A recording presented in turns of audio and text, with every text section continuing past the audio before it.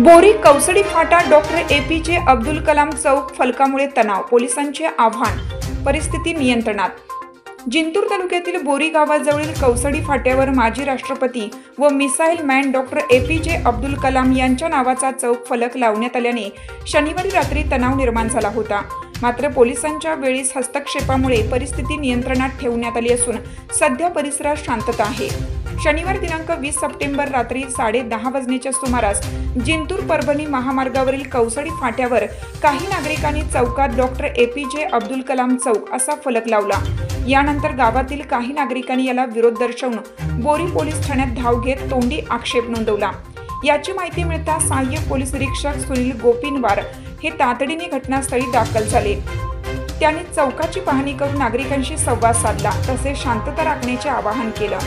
दरम्यान रविवारी सकाळी दिनांक 21 सप्टेंबर रोजी परभणी जिल्ह्याचे पोलीस अधीक्षक रवींद्रसिंह परदेशी, उपविभागीय पोलीस अधिकारी IPS बेलिनवार यांनीही घटनास्थळी भेट देऊन परिस्थितीचा आढावा घेतला।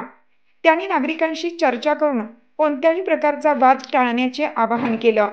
सार्वजनिक बांधकाम विभागाच्या अखत्यारीतील रस्ते, फाटे व चौकांवर मनमानी पद्धतीने लावण्यात आलेले फलक काढून टाकण्याची शक्यता व्यक्त केली जात आहे।